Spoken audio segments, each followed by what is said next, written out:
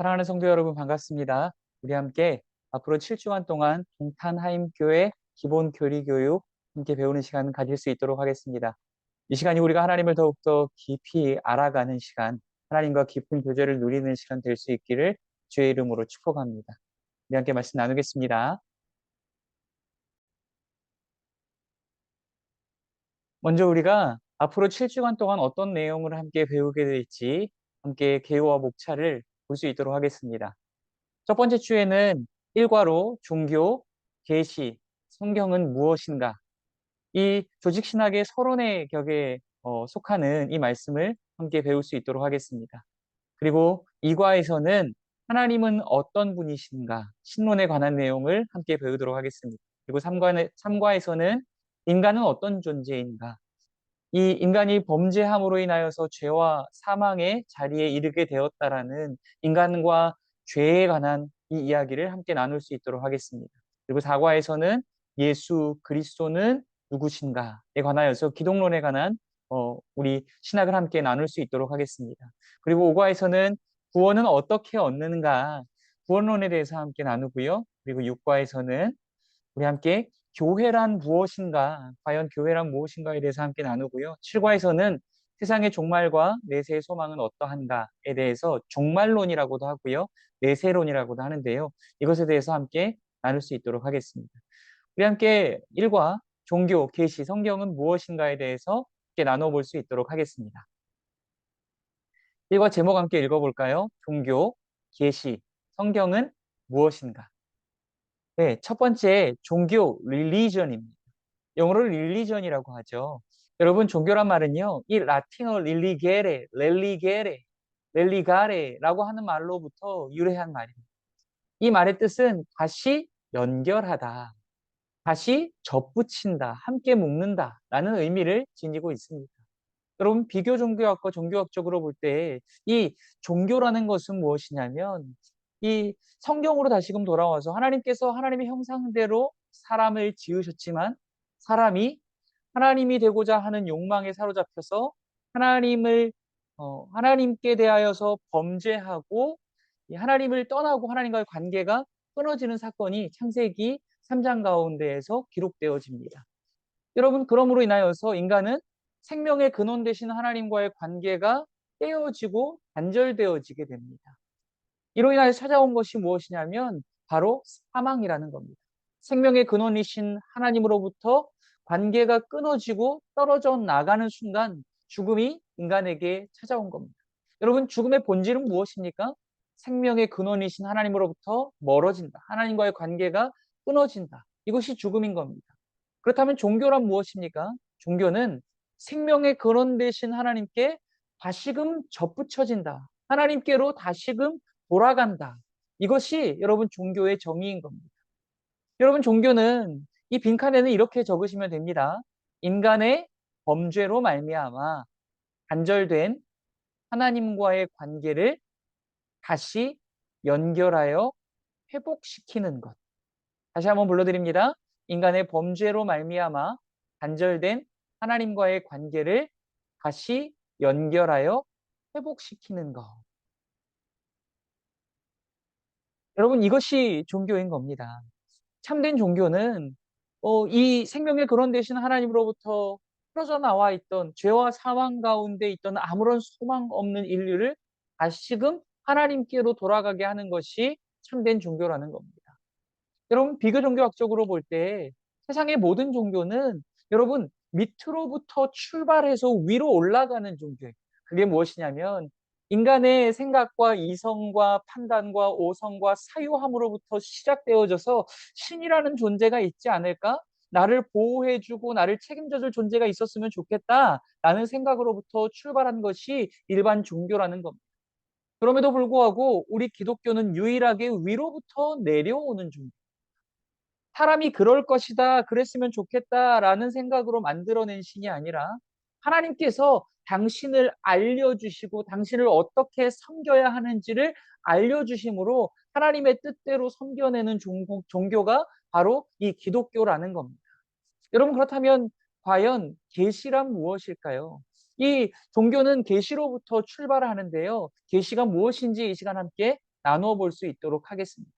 계시는 이 영어로 리빌레이션이라고 하는데요. 계시는 감추인 것을 드러내어 보이다. 계시는 감추인 것을 드러내어 보이다. 이것이 이 계시라는 의미입니다. 원래 하나님은 감추어져 계신 분입니다. 인간의 이 죄성으로 인하여서 하나님을 발견할 수 없고 하나님을 알 수 없다라는 거예요. 이 인간의 이성과 오염된 오성과 이 모든 것으로는 하나님이라는 존재를 찾아낼 수 없고 알아낼 수 없고 그분의 어떠하심과 그분의 행하심들을 알아낼 길이 없다라는 겁니다. 그러므로 인해서 하나님께서 우리를 구원하시기 위하여 자기를 알려주신 거예요. 자기를 우리가 알아들을 수 있는 방식으로 하나님께서 알려주신 것, 그것이 계시라는 겁니다. 그러므로 기독교는 이 계시의 종교라고 할 수 있는 겁니다. 기독교의 계시는 하나님 자신과 자신의 숨은 계획을 나타내어 알게 하시는 것이다. 이 디모데전서 6장 15절 말씀을 통하여서 이렇게 알 수 있는 겁니다. 여러분, 우리는요, 우리가 똑똑하고 우리의 노력과 능력으로 하나님을 찾아낸 것이 아닙니다. 하나님께서 당신을 우리에게 알려주셨기 때문에 우리가 하나님을 알게 되어진 겁니다. 그래서 기독교는 계시 종교라고 할 수 있는 겁니다. 위로부터 내려오는 유일한 종교라고 할 수 있는 겁니다. 그렇다면 여러분, 하나님께서 우리에게 알려주신 것들이 무엇인지 우리 함께 계시 두 가지, 일반 계시와 특별 계시 두 가지로 함께 나눠 볼 수 있도록 하겠습니다. 여러분, 일반 계시는요, 자연의 모든 현상, 우주 만물과 양심과 역사를 통하여서 이 하나님 자신을 알게 하신 방법, 이것을 일반 계시라고 이야기합니다. 이 로마서에서도 이렇게 이야기하죠. 창세로부터 그의 보이지 아니하는 것들, 곧 그의 영원하신 능력과 신성이 그가 만드신 만물에 분명히 보여 알려졌나니 그러므로 그들이 핑계하지 못할지니라. 아멘. 하나님께서 세계 만물, 세상 만물, 하나님이 지으신 모든 창조 세계, 피조 세계 가운데에 당신의 능력과 신성을 나타내셨다라는 거예요. 하나님이란 존재가 있다라는 것. 아, 이것을 짓고 이것을 유지시켜주는, 이것을 다스리는 존재가 있지 않을까라고 하는 것들을 생각할 수 있도록 하나님께서 부인할 수 없는 방법들로 나타내셨다라는 겁니다. 어떻게 우주가 유지되어지고 어떻게 태양과 지구가 거리를 유지하면서 어떻게 생명이 살아가고 죽어가고 어떻게 이 계절이 반복되어지면서 자연이 유지되어지는지 이 모든 것들을 통하여서 하나님의 존재를 분명히 계시했다라는 거예요. 하나님은 없다라고 변명할 수 없는 방식으로 하나님께서 분명히 계시하셨다라는 겁니다. 여러분, 이 부분 함께 읽어볼까요? 하나님은 자연, 양심, 역사들을 통하여서 이 모든 사람들에게 계시하셨다라는 거예요. 그러나 문제는 뭡니까? 문제는 하나님은 분명히 계시했지만 죄로 인해서 진리의 분별력이 어두워진 인간은 하나님을 알기에 불충분하다. 이 하나님을 버리고 떠난 모든 인류들은 죄와 사망 가운데에 빠지게 되었고 그로 인하여서 전적 무지와 전적 타락, 전적 무능력 가운데에 갇히게 되었습니다. 그러므로 인하여서 인간의 오염된 이성과 오성은 하나님께서 분명히 나타내신 것으로 인하여서 하나님을 찾을 수 없을 만큼 오염되었다라는 거예요. 그럼 하나님의 능력과 신성을 알 수 있지만 그럼에도 불구하고 하나님이 어떠하신 분이시고 우리의 인생과 역사 가운데 어떠한 일들을 행하신 분이신지를 분명히 알 수 있는 능력은 없다라는 거예요. 여러분, 다시 말해서 이 일반 계시만으로는 하나님께서 자연과 양심과 우리 인간의 양심과 역사 이 모든 것들 가운데 하나님께서 당신의 존재를 드러내셨거든요. 그리고 당신의 이 신성과 능력을 드러내셨거든요. 그런데 이것으로는 구원을 받을 수 있다 없다? 없다라는 거. 일반 계시로는 구원을 받을 수 없다라는 거예요. 왜요? 그것은 하나님이 분명하게 계시하지 않았기 때문이 아니라 죄로 인하여서 인간이 하나님을 알 수 있는 이해와 능력을 다 잃어버렸기 때문이라는 겁니다. 전적 무지 가운데에 빠졌기 때문입니다. 그래서 하나님께서 인간을 구원하시기 위해서 내려주신 계시가 있다라는 거예요. 그게 뭐예요? 특별 계시라는 겁니다. 여러분, 계시에는 두 가지가 있습니다. 일반 계시와 특별 계시. 그런데 여러분, 이 두 가지의 분명한 차이점, 가장 이 확고한 차이점은 무엇이냐면 구원입니다. 여러분, 일반 계시는 구원이 담겨 있습니까? 안 담겨 있습니까? 안 담겨 있습니다. 일반 계시로는 구원을 얻을 수 없다라는 거예요. 그러나 특별 계시로는 구원을 얻을 수 있다라는 거예요. 일반 계시로서 구원을 얻을 수 없는 인류 가운데에 하나님께서 죄인들을 구원하시기 위해서 당신을 특별하게 알려주신 거예요. 하나님이 어떠하신 분이신지, 인류를 위해 어떤 일을 행하셨는지, 역사 가운데 행하신 일이 무엇인지, 어떻게 해야 구원을 얻을 수 있고 어떻게 해야 하나님의 기쁨으로 살아낼 수 있는지를 특별 계시를 통하여 하나님께서 분명히 알려주신 겁니다. 우리 함께 읽어볼까요? 일반 계시가 자연을 통해 하나님의 존재와 능력을 증거하는 계시라면 특별 계시는 성령과 예수님을 통해 하나님의 인격과 구원 계획을 보여주시는 것이다 라고 이렇게 이야기할 수 있습니다.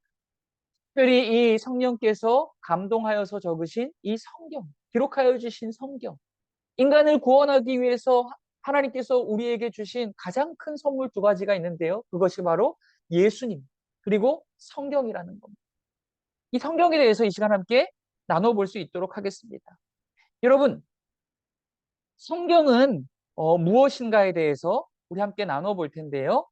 우리 성경, 첫 번째로는요. 성경에서 하나님께서 이 당신을 성경을 통하여서 성경 가운데 당신을 어떻게 계시하고 드러내셨는가에 대해서 함께 볼 때요.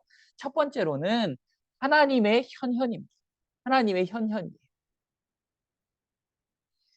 여러분, 첫 번째는 하나님의 현현이라고 적으시면 됩니다. 그리고 불, 구름, 폭풍, 천사, 예수님. 하나님의 현현은 무엇이냐면 하나님께서 당신을 나타내어 보이셨다라는 거예요. 말씀 가운데 당신을 나타내어 보이신 경우들.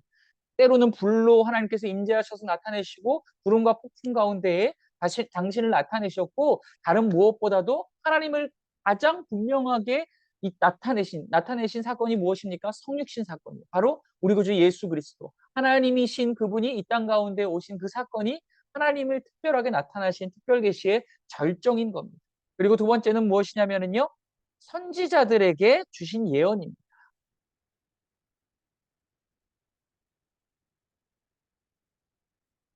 선지자들에게 주신 예언이에요. 하나님께서 선지자들을 통하여서 예언을 주실 때 무엇을 이용해서 주셨냐면 음성으로 주실 때도 있었고요. 꿈을 통해서 주실 때도 있었고요. 그리고 환상을 통해서 주실 때도 있었습니다. 그리고 세 번째는요. 세 번째는 기적입니다. 기적.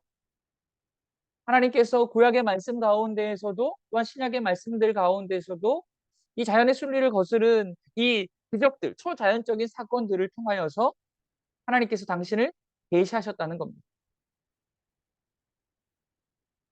여러분 그렇다면 성경이란 과연 무엇일까요? 성경이 무엇인지에 대해서 함께 볼까요?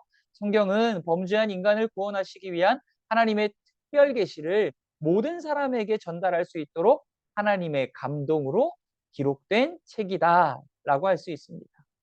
여러분 제일 중요한 부분은 이 부분이에요. 하나님의 감동으로. 여러분 그러므로 이 무엇이 없이는 이 성경이 없이는 여러분 기독교도 없고 알 수 없고 그리고 또 무엇도 알 수 없어요? 하나님도 알 수 없다라는 겁니다. 알 수 없으니 성경은 곧 진리의 말씀이요 생명의 말씀인 것입니다. 하나님도 알 수 없고 또한 그러므로 인하여서 구원을 얻을 수 없다라는 거죠. 만약에 하나님께서 특별히 계신 성경을 우리에게 주시지 않았다면 우리는 하나님을 알 수 없고 그러므로 인하여서 구원을 얻을 수 없다는 말을 하는 것입니다. 여러분 그렇다면 성경은 과연 누가 기록했을까요? 여러분 성경의 제1의 저자는 성령 하나님이십니다. 물론 여러분 성경에 이 구약 성경과 신약 성경을 이 기록한 저자들이 있습니다. 대략 한 30명에서 40명 정도를 이렇게 추정하고 있고요. 이 정도의 사람들이 성경을 적었지만 그럼에도 불구하고 우리가 잊지 말아야 할 것은 성경의 제1저자는 성령 하나님이라는 거예요. 여러분 그것이 무엇인지에 대해서 더 깊이 한번 나눠볼게요. 우리 디모데후서 3장 16절 말씀 함께 읽어볼까요? 모든 성경은 하나님의 감동으로 된 것으로 교훈과 책망과 바르게 함과 의로 교육하기에 유익하니. 여러분 여기에서 또한 다시 한번 나오는 것이 하나님의 감동으로 된 것으로 하나님께서 성경을 하나님의 감동으로 쓰셨다는 거예요. 여러분 그렇다면 하나님의 감동이란 무엇일까요? 여러분 영적 감동을 이 두 글자로 표현하자면은 영감이라고 할 수 있거든요. 이 영감은 여러분 무슨 뜻이냐면 성령께서 감동하시고 그리고 오류에 빠지지 않도록 보호하신다. 여러분, 이 성령의 감동하심에 대해서 이야기를 하는 건데요. 이것은 성령께서 이 사람의 영혼을, 마음을 감동하시고, 그리고 또 이 사람이 하나님의 뜻과 다른 말씀들을 적지 않도록, 하나님의 뜻에 위배되는 말씀들을 적지 않도록, 오류에 빠지지 않도록 하나님께서 영적으로 보호하셨다라는 것. 이것을 영감이라고 하는 하나님께서 제일 저자가 되어 주셔서 이 성경을 기록하셨는데요. 그렇다면 우리가 이 개혁주의 보수 신학 안에서 우리가 믿는 이 영감설 두 가지를 먼저 함께 나눠보자면은요. 영감설 첫 번째는요. 유기적 영감설입니다. 여러분 유기적인 영감설은 무엇이냐면 하나님께서 사람과 유기적으로 관계를 맺으시면서 이 성경을 적으셨다는 거예요. 여러분 이것을 가장 잘 이해할 수 있는 방법은 이 반대되는 개념을 이해하시면 되는데요. 이 반대되는 개념은 무엇이냐면 기계적 영감설입니다. 기계적 영감설은 무엇이냐면요. 이 마치 하나님께서 우리를 아무 생각 없는 펜과 같이 사용하셔서 하나님께서 우리를 그냥 아무런 생각 없는 도구로 사용하셔서 성경을 적으셨다라는 거예요. 그렇지 않다라는 겁니다.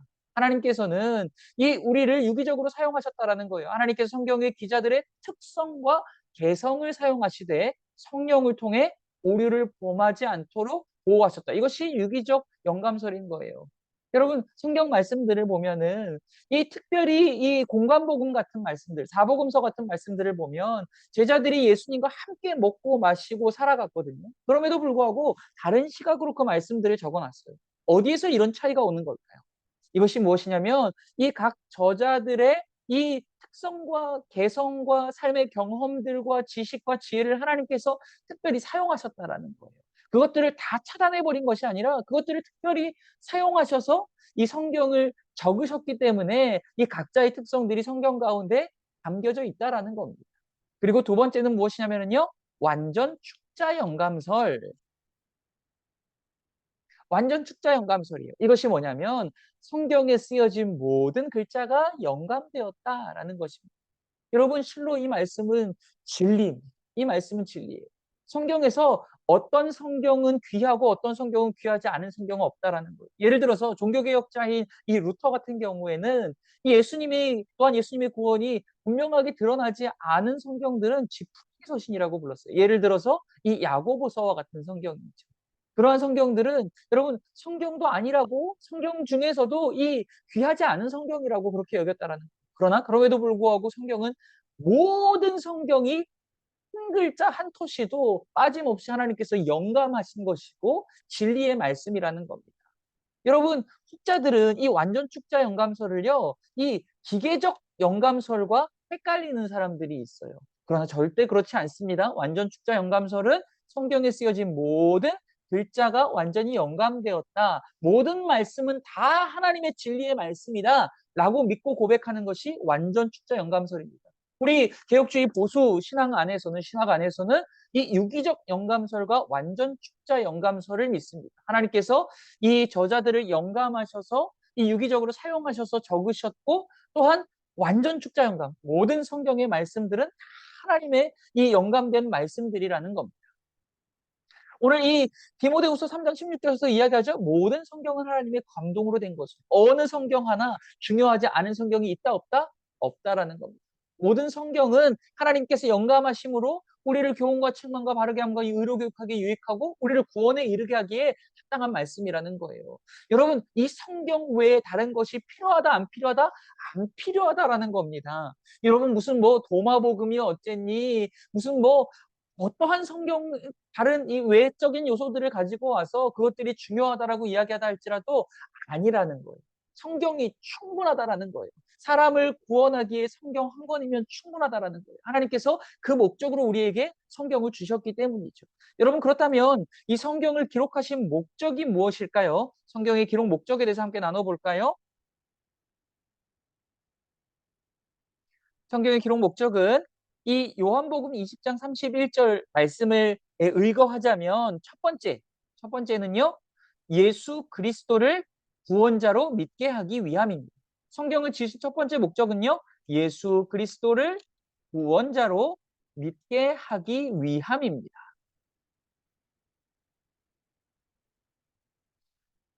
그리고 두 번째는요, 여러분 나중에 꼭 요한복음 말씀 꼭 찾아보시길 바래요. 시간이 오래 걸릴까 봐 제가 넘어가지만 꼭 찾아보시길 바랍니다. 그리고 두 번째는요, 믿음으로 영원한 생명을 얻게 하기 위함이라는 겁니다. 믿음으로 영원한 생명을 얻게 하기 위함. 여러분 제가 불러드리는 말씀이 빠를 경우에는 영상을 멈춰 놓으시고 적으시면 됩니다. 믿음으로 영원한 생명을 얻게 하기 위함. 성경을 기록한 이유가 뭐예요? 예수 그리스도를 성경 통하여서 성경 가운데 계시되어진 하나님과 우리 구주 예수 그리스도를 알고 깨닫고 믿고 구원을 얻게 하기 위해서 성경을 기록하셨다라는 거예요. 그리고 왜 또 적었다고요? 예수 그리스도를 믿음으로 영생을 얻게 하기 위해서. 또한 그것을 위하여서 이 말씀을 기록했다라고 하는 겁니다. 모든 성경을 기록했다라는 겁니다. 그리고 세 번째는 무엇입니까? 세 번째는 믿는 자에게 믿는 자에게 영생이 있음을 실케 하기 위해서.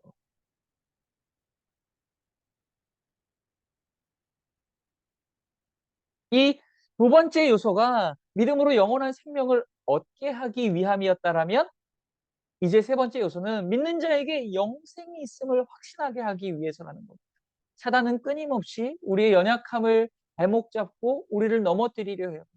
네가 어떻게 구원을 얻을 수 있냐? 네가 어떻게 하나님의 백성이 될 수 있냐? 네가 어떻게 하나님 나라에 들어갈 수 있냐? 아니라는 거예요. 성경은 분명히 이야기합니다. 예수 그리스도를 믿으면 영생을 얻을 수 있다라고 분명히 이야기하는 거예요.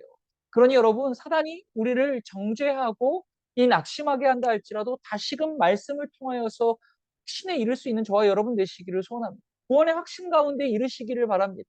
성경은 예수 그리스도를 믿으면 모든 죄와 사망 가운데에서 건짐을 받고 오직 영생을 선물로 받는다라고 이야기하고 있다라는 겁니다. 하나님의 말씀을 믿으시기 바랍니다. 말씀을 근거해서 믿는 믿음이 여러분 진짜 믿음이고 건강한 믿음인 겁니다. 순간의 감정이나 내가 무엇을 했다 하지 못했다로 인하여서 나의 어떠한 능력이나 나의 어떠함으로 인하여서 흔들려서는 안 된다라는 거예요. 구원과 영생은 하나님의 나라는 오직 어디에 달려있다? 하나님의 말씀에 달려있다라는 거예요. 말씀으로 인하여서 확신을 얻는 것이 진짜 신앙입니다. 여러분 구원파도 그런 얘기들 하죠. 구원파가 언제 뭐 하나님을 만났습니까? 언제 구원받았습니까? 그런 거 중요하지 않아요. 절대로 그런 거 중요하지 않습니다. 여러분 구원은 하나님의 말씀을 통하여서 예수 그리스도가 믿어지고 그리스도께서 나를 위하여 죽으시고 다시 사셨으니 믿어지면 되는 거예요. 그러면 여러분 구원이 우리에게 임한 겁니다. 성경이 우리에게 그렇게 이야기하고 있지 않습니까? 여러분 또한 네 번째 성경을 기록한 이유가 무엇입니까? 구원받는 성도의 삶을 가르치기 위함.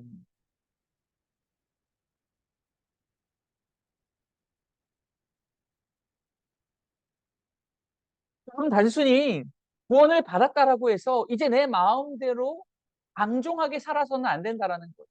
하나님의 백성이 어떻게 살아가야 하나님의 백성답게 살아갈 수 있는지를 알려주시기 위해서 성경을 기록했다라는 겁니다. 여러분 구약에서도 하나님께서 이 이스라엘 백성들이 출애굽을 한 이후에 홍해를 건넌 이후에 시내산에서 이제 이 모세를 통하여서 율법을 주시거든요. 왜입니까? 왜냐하면 여러분 이제 세상의 때를 벗어버리고 애굽의 우상 숭배와 또한 이 왕을 신으로 섬기던 악한 문화들에서 그들의 이 옛 죄의 때를 벗어버리고 때 묻은 옷들을 벗어버리고 하나님의 백성다운 옷을 입혀주시기 위해서 그 율법을 주신 거예요. 말씀도 마찬가지라는 겁니다. 하나님의 백성다움이 무엇인지 알려주시기 위해서 하나님 나라의 백성답게 살아가게 하시기 위해서 이 말씀을 적으셨다라는 겁니다. 그러니 여러분 우리가 구원받았다라고 해서 이제 내 마음대로 살아도 된다? 틀린 겁니다. 성경은 늘 무엇을 이야기합니까? 여러분 야고보서가 뭘 얘기하죠? 여러분 행함이 없는 믿음은 죽은 믿음이라고 이야기합니다. 진짜 예수를 믿음으로 구원받은 믿음이라면 여러분 그 믿음은 반드시 행함의 열매를 맺어간다는 행함으로 그 구원의 참됨을 증명한다라는 것. 내가 예수를 믿었지만 믿는다라고 이야기하지만 그럼에도 불구하고 내가 평생을 살아도 변화되어지지 않고 평생을 살아도 말씀의 열매가 성령의 열매가 나의 인격과 나의 말과 행위와 삶 가운데 맺혀지지 않는다? 여러분 아니라는 겁니다. 그렇지 않다라는 거예요. 구원받는 믿음은 반드시 행함으로 열매를 맺어낸다라는 겁니다. 여러분 하나님께서 이 말씀을 우리에게 주신 이유는 하나님의 백성다운 삶을 살아가게 하시기 위함이라는 겁니다. 여러분 이제 성경의 권위 5가지에 대해서 함께 나눠볼까요? 성경의 권위 5가지. 첫 번째는요. 하나님의 말씀이기 때문입니다. 성경의 권위는 하나님의 말씀이기 때문이에요. 성경이 여러분 가장 중요한 가치를 가지는 이유는 하나님의 말씀이기 때문이라는 겁니다. 아무리 여러분 천주교가 이 말씀의 권위 위에 교회를 올려두고 그 위에 또 교황을 올려두고 말도 안 되는 이 행위들을 한다 할지라도 여러분 교회의 근본은 어디에 있어야 합니까? 하나님의 말씀인 성경 위에 세워져야 하는 거예요. 여러분, 성경 위에다가 사람을 올려두거나 목회자를 올려두거나 교회를 올려두거나 교황을 올려두거나 다 틀린 겁니다. 다 틀린 거예요. 하나님의 말씀만이 여러분 가장 지고한 가치를 가지는 것이 되어야 한다는 겁니다. 성경이 가장 중요한 이유가 뭐예요? 하나님의 말씀이기 때문이에요. 하나님께서 말씀하신 말씀이기 때문입니다. 그리고 두 번째는 무엇입니까? 예수님이 인정하셨기 때문입니다.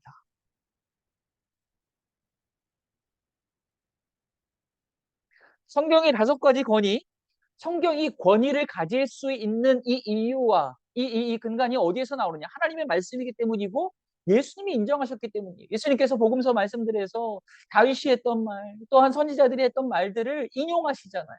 하나님이 말씀하시되라고 이야기하면서 인용하시잖아요. 그 말씀을 하나님의 말씀으로 인정했기 때문이에요. 예수님이 말씀이신 그분이 이 땅에 오셔서 구약의 말씀들을 하나님의 말씀이라고 인정하시는데 우리가 뭐라고 그 말씀을 틀렸니 많이 하겠습니까? 하나님의 말씀인 거예요. 예수님도 인정하셨으니까요. 그리고 여러분, 이 세 번째는 무엇이냐면요. 성경 예언이 역사적으로 성취되었기 때문입니다. 성경의 권위 5가지. 성경 예언이 역사적으로 성취되었기 때문이라는 거예요. 여러분, 성경의 모든 예언은 다 이루어졌습니다. 성경에 이 창세기로부터 하나님께서 이 여자의 후손으로 인류의 구원자를 보내주실 것이라고 약속하셨고, 이, 이 성경 예언들 가운데서 이야기했었던 모든 것들이 다 이루어졌다라는 거예요. 다 이루어졌어요. 이 이사야의 예언들 가운데서도 당신의 고통받는 종, 순환받는 종을 이 땅 가운데 보내셔서 인류의 죄의 짐을 대신 지시고, 대신 죽어주시고, 대신 그러므로 인하여서 우리가 나음을 받고 우리가 구원을 얻을 수 있다라고 말씀들이 예언했는데 이 신약 성경, 신약 시대로 오면서 우리 구주 예수 그리스도의 탄생과 그분의 순종과 그분의 죽으심과 다시 사심으로 인하여서 모든 약속들이 다 성취되었다라는 겁니다.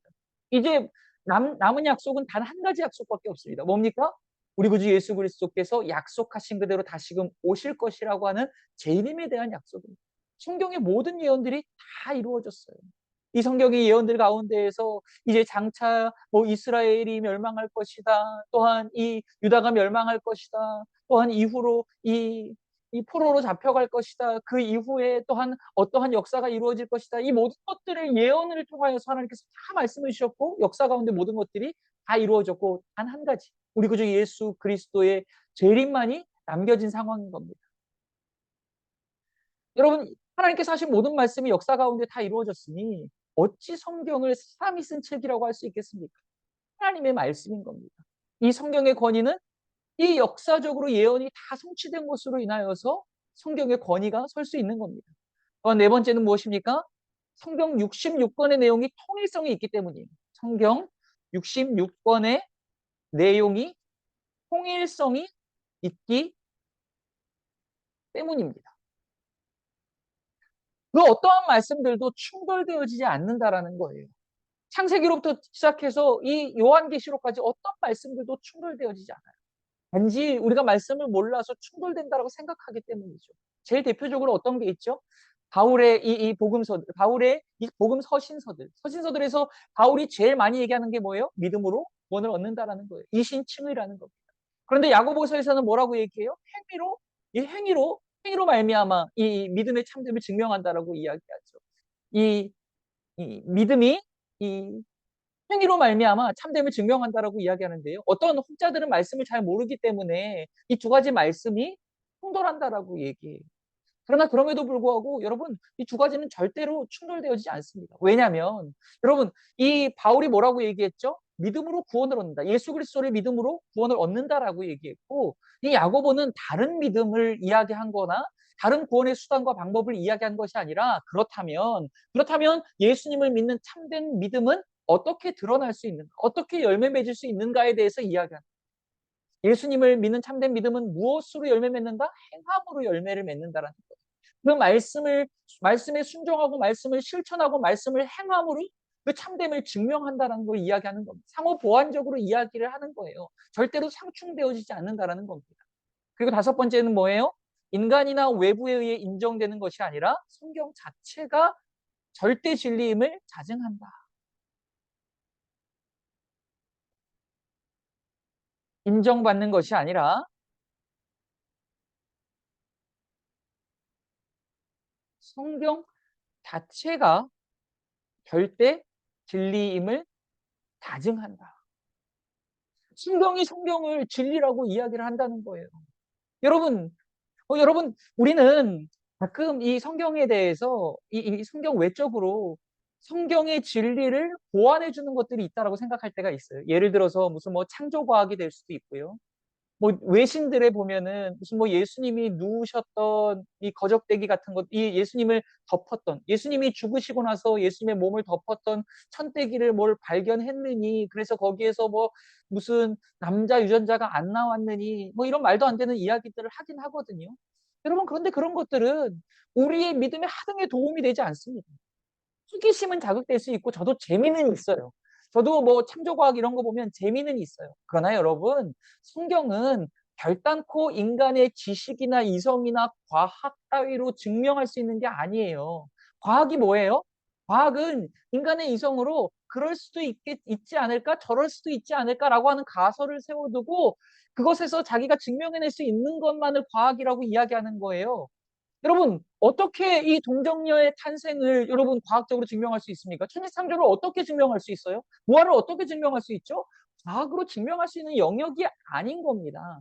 그러니 여러분 너무 창조과학이나 성경의 외적인 다른 요소들에 너무 목숨 걸지 마세요. 분명 제가 말씀드렸죠? 성경은 인간을 구원하기 위해서 주신 특별 계시라는 거예요. 성경 한 권만으로 충분하다는 거예요. 사람을 구원하기에 성경 한 권이면 충분하다는 겁니다. 이 말씀 외적인 다른 것들은 재미로 보세요. 그것들이 성경의 믿음을 더해 줄 수 없다라는 겁니다. 여러분 절대로 성경 외적인 다른 요소들에서 믿음의 요소를 찾지 마십시오. 그것 때문에 믿는 사람들은 그것 때문에 흔들릴 수 있어요. 그것 때문에 흔들린다라는 거예요. 그러니 여러분 오직 흔들리지 않는 영원한 진리. 푸른 마르고 꽃은 시드나 주의 말씀은 영원하리로다.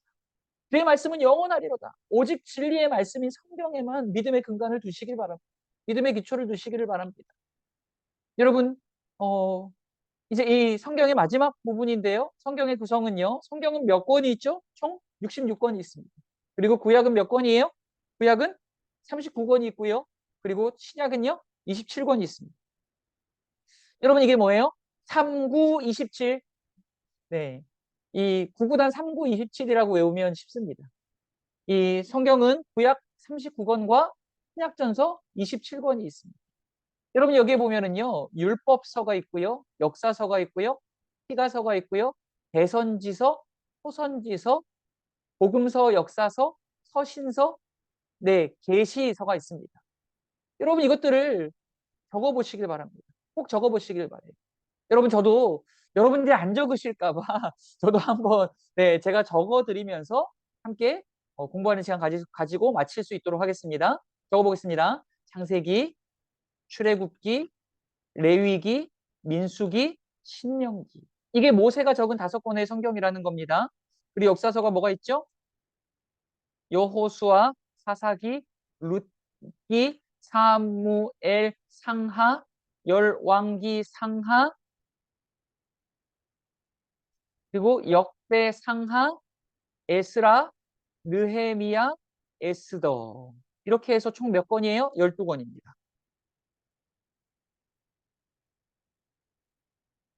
모세오경은 이름 그대로 5권이고요. 그리고 시가서는 뭐예요? 시가서는 욥기, 시편, 잠언, 전도서, 아가서. 시의 형식을 띠고 적혀진 것들을 시가서라고 얘기해요. 이거 5권입니다. 그리고요, 대선지서는, 여러분 대선지서, 소선지서는 중요성 때문이 아니라 이 성경의 분량으로 정해놓은 거예요. 분량이 많은 걸 대선지서라고 합니다. 대선지서 뭐가 있죠? 5권, 이사야, 예레미야, 그리고 또 에가, 예레미야, 에가, 그리고 에스겔, 다니엘, 이렇게 5권이 있습니다.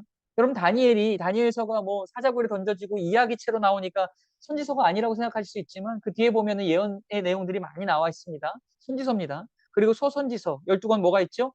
호세아, 요엘, 아모스, 오바댜, 요나, 미가, 나훔, 하박국, 스바냐, 학계, 스가랴, 말라기.